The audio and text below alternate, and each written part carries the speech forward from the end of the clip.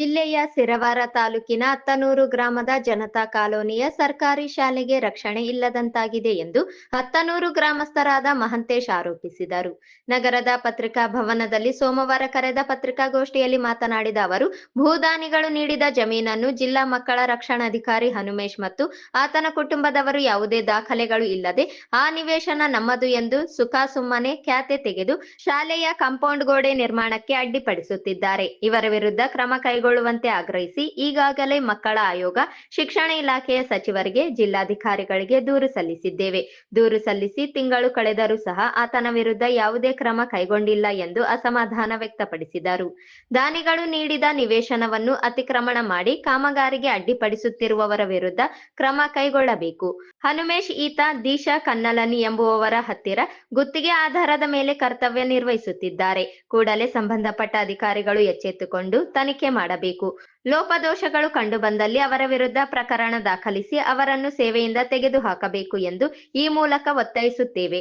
ಇಲ್ಲದಿದ್ದರೆ ಮುಂದಿನ ದಿನಗಳಲ್ಲಿ ಶಾಲೆಯ ಉಳಿವಿಗಾಗಿ ಪಾಲಕರು ಮತ್ತು ಮಕ್ಕಳಿಂದ ಪ್ರತಿಭಟನೆ ನಡೆಸಲಾಗುತ್ತದೆ ಎಂದು ಈ ಮೂಲಕ ಅಧಿಕಾರಿಗಳಿಗೆ ಎಚ್ಚರಿಕೆ ನೀಡಿದರು. ಭೂದಾನಿಗಳು 2011ರಲ್ಲಿ ಕೊಟ್ಟಿದ್ದಾರೆ. ಜನತಾ ಕಾಲೋನಿ ಕೇಳಿಸಿ ನಮ್ಮ ಮಕ್ಕಳಲ್ಲಿ ಒಂದು ಶಾಲೆಗೆ ಎಲ್ಲರೂ ಹುಡುಗರು ರೋಡಿಗೆ ಹೋದರೆ ಏನಾಗ್ತಂದ್ರೆ ಬಸ್ಸು ಎಲ್ಲ ರೋಡಿಗೆ ಇದಾಗ್ತದೆ, ಆಕ್ಸಿಡೆಂಟ್ ಆಗ್ತವೆ ಅಂತ ಕೇಸಿ ಅಲ್ಲೇ ಒಂದು ಒಣಗೆ ಎಲ್ಲರೂ ಹಿರಿಯರು ಕುಂತು ಕೇಸಿ ಏನು ಮಾಡಿದ್ರು ಅಂತಂದ್ರೆ ಹಳೆ ಜಾಗ ಇರ್ತದೆ, ಹಳೆ ಊರು ಅಲ್ಲಿ ಇದ್ದಿದ್ದು ಅದನ್ನ ಬಿಟ್ಟು ಈ ಕಡೆ ಬಂದ ಮೇಲೆ ಆಮೇಲೆ ಏನು ಮಾಡಿದ್ರು, ಭೂದಾನಿಗಳಿಗೆ 3 ಜನ ಕೊಟ್ಟರು ಸರ್. 3 ಜನ ಯಾರ್ಯಾರು ಅಂತಂದ್ರೆ 3 ಇಂಟು ಕೊಟ್ಟರು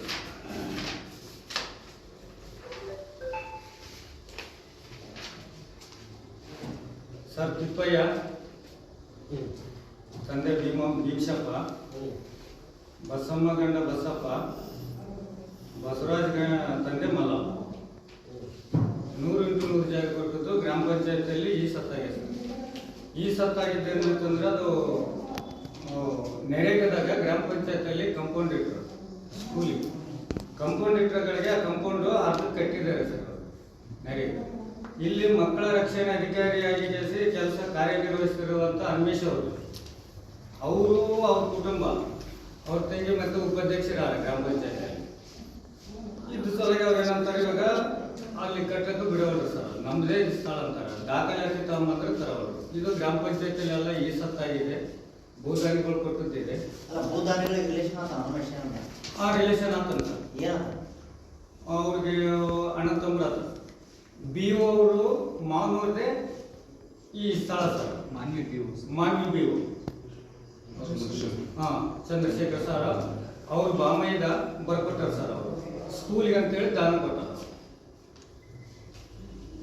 ಅವ್ರು. ಮತ್ತು ಮಹಿಳಾ ಮತ್ತು ಮಕ್ಕಳ ನಿರ್ದೇಶನಾಲಯ ಕೊಟ್ಟು ಬಂದ್ವಿ. ಆಮೇಲೆ ಶಿಕ್ಷಣ ಸಚಿವರಿಗೆ ಯಾರು ಸರ್ ಮಧುಬಂಗಾರಪ್ಪನವ್ರಿಗೆ ಕೊಟ್ಟು ಬಂದ್ವಿ. ಅಲ್ಲಾದ್ಮೇಲೆ ಇಲ್ಲಿ ಶಿಕ್ಷಣ ನಿರ್ದೇಶನಾಲಯ ಕೊಟ್ಟಿವಿ, DC ಕೊಟ್ಟಿವಿ, ಇಲ್ಲಿ ಕೊಟ್ಟಿವಿ ಸರ್. ಮತ್ತೆ ಸರ್ ಎಲ್ಲಿ ಮಕ್ಕಳ ರಕ್ಷಣಾ ಘಟಕ ರಾಯಚೂರು ಅವ್ರಿಗೂ ಕೊಟ್ಟಿವಿ ಸರ್. ಇವ್ರು ಯಾರು ಕ್ರಮ ತಗೊಂತಿಲ್ಲ. ದಿಶಾ ಕನ್ವೆನ್ಷನ್ ಗುತ್ತಿಗೆ ಆಧಾರ ಮೇಲೆ ಯಾರು ಹನುಮೇಶ್ ಅವ್ರು ಕೆಲಸ ಮಾಡ್ತಾರೆ ಸರ್.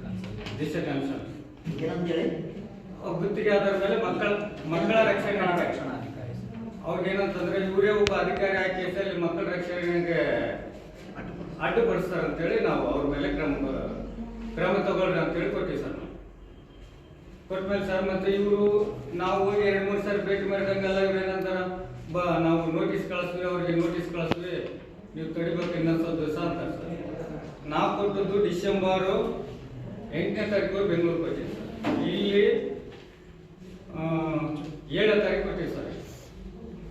7 ಡಿಸೆಂಬರ್ 28ಕ್ಕೆ ಎಲ್ಲಿ DC ಅವ್ರಿಗೆ ಬಂದು ಕೊಟ್ವಿ, ಜಿಲ್ಲಾ ಪಂಚಾಯತ್ ಬಂದು ಕೊಟ್ವಿ ಸರ್.